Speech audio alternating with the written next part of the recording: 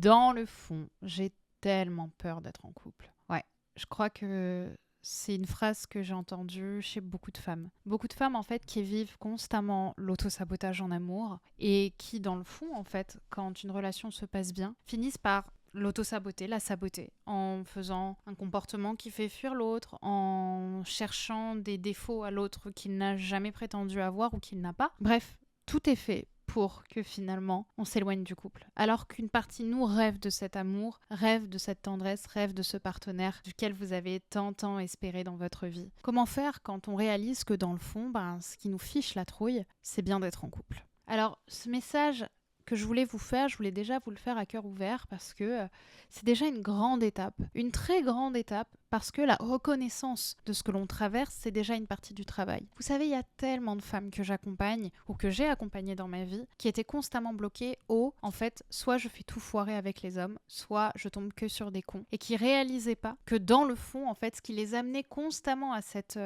conséquence, à cette situation de célibat, c'était la peur qui les terrifiait de changer de situation et d'avoir un rapport à l'autre qui allait être bouleversé, puisqu'elles allaient être en couple. Alors, comprenez bien que quand on ne trouve pas l'amour malgré nos meilleurs efforts, c'est qu'il y a cette peur. Et pourquoi est-ce qu'on a cette peur d'être en couple qui nous bouffe ? Et ça va peut-être déjà être rassurant de s'en rendre compte, parce que très souvent, ce qu'on imagine du couple, émotionnellement, est une réécriture de ce que l'on a vécu pendant l'enfance et peut-être aussi des rapports complexes ou insécurisants qu'on a pu avoir à nos figures d'autorité dans la jeunesse.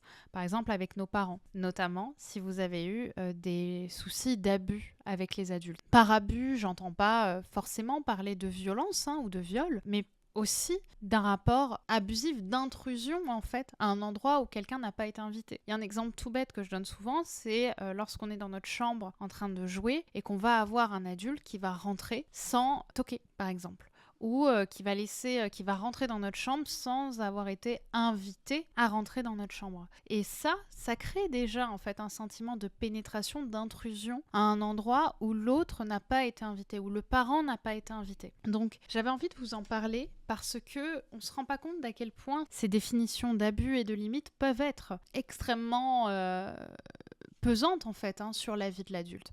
Parce que quand maman ou papa ont fait ça pendant l'enfance et que c'est aujourd'hui ma référence, alors comment pourrais-je me sentir en sécurité avec un partenaire ? Si ma référence inconsciente, c'est justement ces personnes qui mangent en fait mes limites et ne les respectent pas. Donc vous voyez, si aujourd'hui vous avez peur d'être en couple, l'enjeu en fait n'est pas dans la peur, dans la destruction de cette peur. Ça c'est vraiment un travail qui est important à faire et sur lequel je mets beaucoup d'énergie, c'est qu'on ne détruit pas la peur par la violence. On n'éradique pas notre peur par un combat qu'on mène avec elle. Vous voyez, je suis contre ces coachs qui vous disent « Ouais, tu vas détruire ta peur, machin ».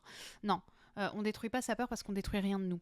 C'est comprendre en fait qu'il y a une résilience à faire et que c'est pas la peur qu'on doit détruire, c'est l'amour qu'on doit rassurer. C'est la partie de nous qui est justement insécurisée, qu'il est temps peut-être de venir chercher, de mettre en avant, de reconnaître pour travailler en collaboration avec elle et rassurer cette partie-là. Alors la peur n'aura plus lieu d'être et elle disparaîtra en fait d'elle-même, elle se libérera d'elle-même. Mais plus vous allez y aller en violence, plus la peur reviendra et elle l'est toujours. Je veux dire, dans le pire des cas, quand on essaie de supprimer quelque chose de nous, volontairement et de manière incisive, soit dans le meilleur des cas, ça devient de la frustration et c'est une forme de déni, soit ça devient de la colère et de la violence. Donc ne cherchez pas à vous détruire, ne cherchez pas à détruire ce qui fait partie de vous. Ce travail-là commence par un travail d'amour, de comprendre ce qu'il y a en fait comme enjeu derrière cette peur. Si j'ai peur aujourd'hui, de quoi j'ai peur ? Si j'ai peur de l'autre, pourquoi ? Qu'est-ce qu'il s'est passé dans mon passé pour que j'ai si peur en fait de mon partenaire, de cette communauté que je peux créer ? Je vous le rappelle, le couple est la plus petite communauté qui existe. C'est un sujet que j'aime beaucoup revoir et il me semble extrêmement important d'en parler. Le couple est la plus petite communauté qui existe.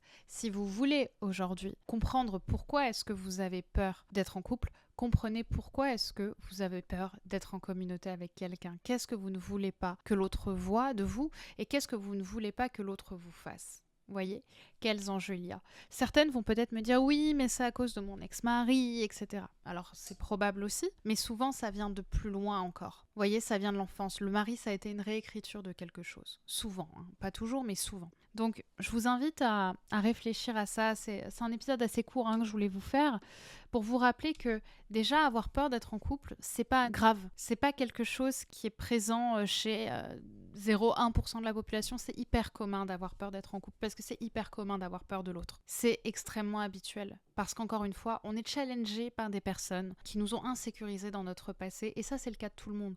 C'est comment est-ce qu'on s'est débrouillé, quelle stratégie d'évitement de la douleur en fait on a accusé dans notre vie, on a embarqué en fait dans notre vie pour nous amener aujourd'hui à avoir un rapport à l'autre qui soit complexe et parfois fragile et comment est-ce que justement on arrive à jouer avec. Mais cette peur d'être en couple amène énormément de profils. Autant d'ailleurs les profils anxieux qui vont avoir peur d'être en couple même s'ils le cherchent, que des profils évitants qui eux pensent l'éviter parce qu'ils représentent une forme de danger. Les deux existent et c'est complètement ok. C'est complètement ok de vivre ces peurs-là, à condition évidemment si on veut s'en éloigner, de faire le travail thérapeutique nécessaire pour embrasser les parties de nous qui ont besoin d'être rassurées et de vivre comment je pourrais vous dire ça, cette acceptation du passé pour qu'on puisse justement refermer d'une certaine manière cet épisode et en construire un nouveau. N'oubliez pas, je vous le répète régulièrement, mais le psyché ne connaît pas le temps. Si ça s'est passé il y a 50 ans, c'est comme si ça s'était passé hier dans l'inconscient. Tant que ce ne sera pas refermé, on ne pourra pas passer au-dessus de manière vraiment saine. Ok ?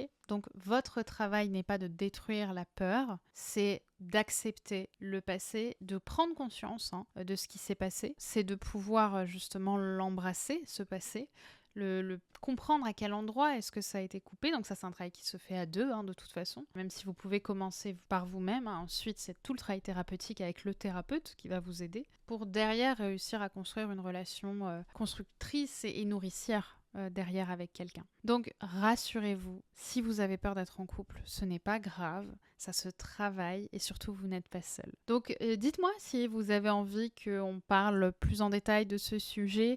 Je pense que je vais faire quelques posts sur Instagram dessus et notamment, c'est juste que ce sont des sujets extrêmement profonds, donc c'est pas des sujets que j'aime traiter en podcast, mais pourquoi pas sur ces thématiques d'abus. Vous voyez, d'abus, d'espace et de limites qu'on a pu avoir dans nos vies et même qu'on a pu répéter parfois dans nos vies avec d'autres adultes. Donc voilà. J'espère donc que ça vous a parlé et qu'on pourra se retrouver sur Instagram pour continuer la conversation. @BrendaBoucris. Je vous embrasse. Bye bye.